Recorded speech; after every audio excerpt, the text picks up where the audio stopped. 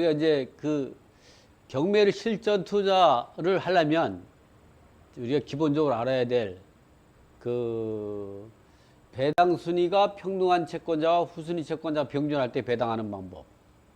이 부분을 제가 이제 간단하게 강의하고 24강에서는 배당 순위가 서로 상호 관계에 있을 때, 서로 물고 순환 관계에 있을 때에 우리가 배당하는 방법. 그다음 25강에서는 배당 순위가 서로 물고 때 순환 흡수 배당하는 방법. 그래서 이렇게 그 23, 24, 25를 갖다가 간단하게 한 2, 30분씩 해서 그 유튜브에 올려놓을 거니까 이런 부분 갖고 여러분들이 이제 그 시청을 하시게 되면 상당히 도움이 됐고, 이런 내용들은 좌측에 코너에 보면 경매 투자의 정석에 있습니다.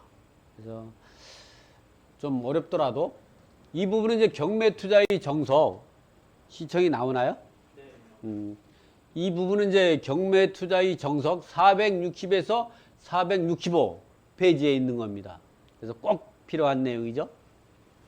저같이 465를 보면 이렇게 배당 순위가 평등한 관계, 그리고 후순위 채권자가 병존할 때 이러한 부분들은 기본적으로 어떠한 관계냐면 이렇게 A는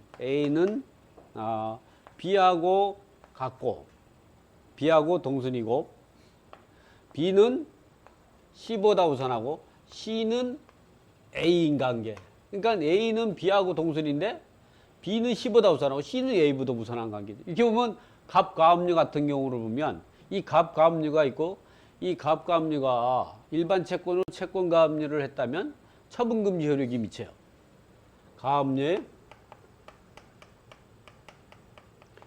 처분금지 효가 발생하죠. 처분금지 효가 발생해요. 그리고 을가압류도 이제 가압류에 처분금지효가 발생해요. 이거는 압류권자죠. 처분금지 효력도 생기고.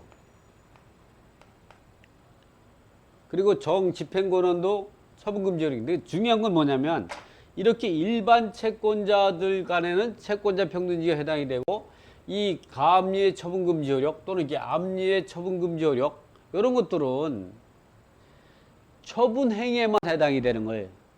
그러니까 가압류와 압류는 뭐냐면 이제 처분행위가 아니라 보존처분이에요. 보존행위죠. 그러니까 자기 채권을 보존하는 거예요. 그건 처분행위가 아니라, 이 가압류, 압류는 처분행위가 아니기 때문에 처분금지 효력이 미치지 못해요.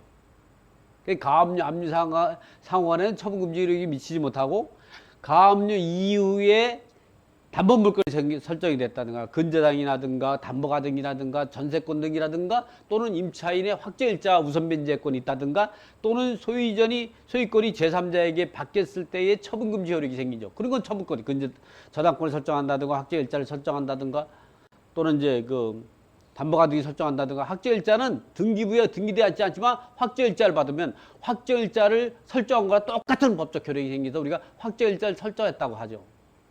그래서 가압류, 압류에는 처분금지 효력이 미치지 못하는 건, 가압류, 압류는 보존 처분이기 때문에 처분행위가 아니기 때문에 이런 경우는 처분금지 효력을 미치지 못하고, 이런 경우는 이 채권자 평등주의에 따라서 동순위가 된다. 그러나 이러한 가압류권자가 일반 채권이 아니고 조세채권 가압류라든가, 또는 이제 그 임급채권 가압류라든가, 조세채권으로 가압류하는 건 아주 드문 일이죠. 아주. 보통 조세채권은 채권이 발생하면 바로 채권이 확정이기 때문에 바로 압류할 수 있지만, 저도 여태까지 보면 조세채권 갖고 가압류한 건 딱 한 번 본 것 같아요. 그러니까 조세채권이나 공과금채권 갖고 가압류하는 경우는 거의 없지만, 임금채권 갖고는 채권 가압류할 수밖에 없죠. 왜냐면 집행권을 받을 때까지 이제 가압류해가지고 채권을 보존할 수밖에 없는 거죠. 그래서 임금채권은 가압류한 경우가 많습니다. 이런 임급채권이 아닌 일반 채권을 가압류했을 때 갑가압류와 을가압류와 병강제균명, 그리고 집행권을 가진 사람들은 채권이 다 동순이에요. 이럴 땐 채권자 평등지에 따라 가지고 동순위 안분배당을 받는다. 그래서 제가 이제 이럴 때에는 좀 전에 제가 제가 이제 A는 B보다 우선하고 B는 C보다 우선하고 C는 A보다 우선하다는 표현은 지금 시간이 아니라 24강에서 해야 될 걸 제가 사례를 잘못 들은 겁니다. 강의하다 보면 실질적으로 제가 예제를 잘못 든 거는 쿨하게 인정할 편은 인정해야 될 것 같아요. 매 맞을 건 빨리 맞아야죠. 이거는 채권자 평등 다 동순이에요. 근데 여러분이 조심해야 될 건 가압류 채권자가 임금 채권이라든가 또는 우선 변제권 있는 채권으로 가압류한 경우가 아니면 이런 경우 동순이가 된다. 특히 가압류 채권이 임금 채권으로 가압류했는지를 꼭 확인해라. 이런 때는 오로지 이런 사람들은 배당받을 금액 갖고 자기 채권을 갖다가 이 자기 채권이 지분 비율만큼 배당받는 거죠. 즉 뭐라냐면 배당할 금액이 얼마냐? 매각대금 1억 1,530만 원에서 경매 비용을 빼고 나니까 실질적으로 배당할 금액이 1억 1,310이죠. 그럴 때는 배당할 때는 어떻게 하냐? 간단하게 1억 이 갑한테 배당할 값은 어떻게 했냐면 1억 1,310만 원. 값이 1억 1,300, 이게 배당금이죠. 여기다 곱하기 얼마냐? 갑가압류 채권액은 3천만 원이요. 전체 이 채권액을 계산하니까 3천, 5천, 8천이죠. 그 다음에 강제기금 시점이 3,500이니까 8천에다가 3천, 1억 1,500. 그리고 4천을 하면 1억 5,500이죠. 1억 5,500만 원. 이렇게 하면 전체의 채권에서 자기가 가진 채권의 지분 비율이 나온단 말이죠. 그걸 배당에다가 곱하면 1차 동순에서 안분 배당하는 거죠. 두 번째 부분 을도 똑같은 상황에서 배당할 금액 곱하기 분모는 똑같은 거죠. 500만 원. 에다가 자기 채권 5천이 되는 거고. 그 다음에 병도 배당받을 금액에다가 전체 채권은 1억 5,500만 원. 만 원에다가 강제기미 채권자가 3,500만 원이 되는 거고. 또 정은 곱하기 1억 5,500만 원에서 자기 채권액이 4천만 원이죠. 이렇게 하면 요것만 계산하면 각자가 배당받을 금액이 딱 나오죠.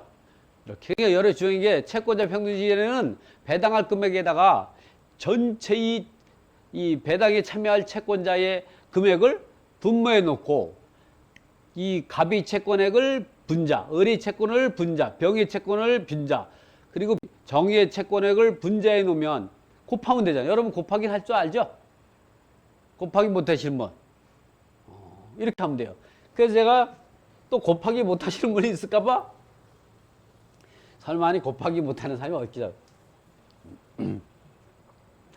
이 밑에다가 계산을 다 해놨죠. 여기 보면 이렇게 계산하면 갑은 전체 채권에 배당할 금액에다가 전체 채권액을 분모해 놓고 자기 채권을 분자에다가 곱해보니까 2,189만 330. 을 가압류는 3,600. 병 강제기금은 2,500. 정 배당 요구한 채권은 2,918만 7,097원으로 배당이 종결되는 거죠. 이렇게 간단해요. 그러니까 채권자 평등일 때는 전체 이 배당할 금액을 에다가 곱하기 전체 채권액을 분모해 놓고 그 자기 이 채권액을 분자해 놓으면 그 전체 채권을 자기 가져갈 지분 비율이 많으니까 채권자 평등주의 할 때는 채권이 많을 때는 더 많이 가져가고 적으면 적게 가져가는 이런 배당 이 방법이죠. 자, 그 다음에 이제 보면 이번에는 가압류가 있고 근저당이 있고 가압류로 돼 있을 때는 이번에는 가압류의 처분금지효력이 미치죠. 근저당권자에 미치지만 가압류가 가압류한테는 서로 보존 처분이기 때문에 처분금지효력이 미치지 못해요. 그렇기 때문에 이럴 때에는 이 가압류의 그 처분금지효력이 미친다. 그러면 다음 사례 한번 가서 보면 실제 사례 갖고 한번 좀 해보면 여기다가 제가 한번 금액을 넣어볼까요? 요 가압류의 처분 금지 효는 요 이기자 근저당권이라든가 또는 일자에 미치게 되는 거죠. 그리고 이철민이 강제기금에 놓다 했을 때 이들 간의 이 처분금지 효력은 어떻게 되냐? 이 근저당권이 우선 변제권만 박탈시킨다고 보면 돼요. 그러니까 이런 경우는 보면 그 가압류가 5천만 원이다. 이건 책이 없으니까 제가 금액을 적고 한번 해봐요. 이 근저당권자가 1억이다. 1억 원이다. 근저당권자가. 이랬을 때에 이 가압류의 처분금지 효력은 1억에 대해서 우선 변제권을 박탈시키죠. 그래서 둘 상호간에는 이제 동순위로 안분 배당받는 거죠. 이 가압류의 처분금지 효력에서 근저당권의 우선 변제권을 처분금지 효력으로도 박탈시키니까 이 동순위가 되는 거예요, 이게. 이럴 때에는 어떻게? 배당 금액이 1억 원 갖고 배당한다. 1억 원이 배당액이다. 배당이다. 그러면 이철민이는 1억 원 갖고 1억 원이 배당액이라면 1억 원 곱하기 전체 이체권액이 1억 5천이 되는 거죠. 그리고 자기 채권이 5천만 원이 되는 거고. 또 근저당 이기자 근저당 같은 경우는 1억 원 갖고 1억 5천만 원 곱하기 1억 원이 되니까 이걸 곱하면 얼마가 나오냐? 이럴 때는 채권자 평등주의에 따라 가지고 동순위로 안분 배당 받는데 계산해 보면 5천 나누기 1억 5천 곱하기 1억 원을 하면 이러고 가면 3,333만 3,333.33이 나와요. 1억 원 나누기 1억 5천만 원 곱하기 1억 원이면 요거는 6,666만 6,666.66이에요. 이게 1억 원이 되려면 이게 하나가 부족하죠? 이럴 때는 소수점이 높은 거를 이제 올려주고 나머지는 절사하면 되죠. 그래서 7. 이렇게 해서 원 하면 종결. 배당이 종결되고 이렇게 종결되는 거죠. 간단하게. 이렇게 하는 거고. 자, 다음번에도 한번 이제 좀 이렇게 아주 기본적으로 채권자 평등지에 따라서 배당하는 거와 그 가압류 처분금지로해서 동순위 안분 배당 받는 거, 가압류 이후에 근저당이나 담보가 등기나 이제 그 전세권 등기라든가 또는 확정 일자가 있을 때에는 지금같이 처분금지 효력에 따라 동순위 안분 배당 받는다. 그거는 본인이 이제 이야기하는 게 아니라 대법원 판례를 한번 읽어봐 드릴게요. 대법원 86다카 2570 판결 내용을 보면 부동산에 대해 가압류 등기가 먼저 등기되고 나서 담보가 등기되는 건 근저당이나 또는 전세권 등기라든가 또는 이제 확정일자 임차권이나 똑같은 거예요.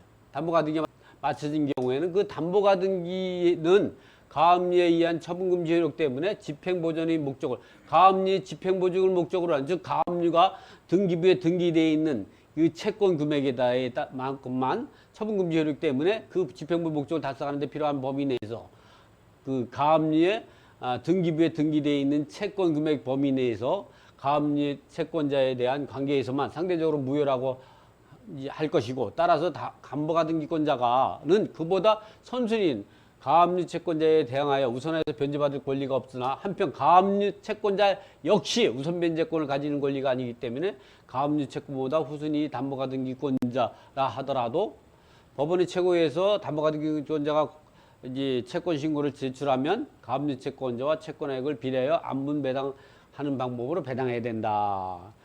또 이렇게 이번은 주임법상 우선 변제권을 갖는 임차보증 채권자와 선순위 가압류 채권자와의 배당 방법은 어떻게 되는가? 주임법 3조 2 제1항 대항요건과 확정일자를 갖춘 주택임차인 후순위 권리자 기타 일반 채권자보다 우선에 변제받을 권리가 있음을 규정하고 있는 바 이는 임대차 계약성 증서상 확정일자를 갖추는 경우에는 부동산 담보권자와 유사한 지위를 인정하는 취지이므로 부동산 담보권자보다 선순위인 즉 확정일자보다 선순위 가압류 채권자가 있는 경우에는 그 확정일자가 선순위 가압류 채권자와 채권액을 비례하여 평등 배당을 받을 수 있는 것과 마찬가지로 위 규정에 따라 우선 변제권을 동수로 안분 배당을 받아야 된다 이런 뜻이죠. 그러니까 여러분 담보권자라는 것은 확정일자도 이 담보권자와 그 동일한 우선 변제권을 갖기 때문에 가압류가 있고 이렇게 가압류가 있고 임차인이 확정일자가 일자부 우선 변제권이 있다. 꼴이 있다면 이 가압류가 확정일자에게 처분금지 효력이 있는데 처분금지 효력은 등기부에 등기되어 있는 채권 금액이 5천만 원이면 5천만 원만 처분금지 효력이 미친다. 나머지는 처분금지 효력이 미치지 못한다는 거죠. 그래서 이러길 때에는 동수에서 안분배당을 받게 된다 말이죠. 이런 대법원 판례이기 때문에 여러분이 이제 가압류 있고 그때 후순위 근저당권이 있다면 간혹 보면 그게 왜 동순위냐 하면 이제 가압류는 채권이고 근저당권은 물건이기 때문에 물건 우선주의에 따라 물건이 채권에 우선하기 때문에 동순위로 안분배당을 받는다 이렇게 이야기하시는 분들인데 그건 잘못된 분석이에요. 그런 것들은 그렇게 법을 해석하면 안 돼요. 이런 경우 동순위는 가압류 처분금지로 위해서 그 절대적 무효이나 그 가압류에 등기되어 있는 금액만큼에 대해서 후순위 저당권자에 대해서 처분금지로 보기 때문에 개별 상대효라고 하죠. 그래서 동순위 안분배당을 받게 된다.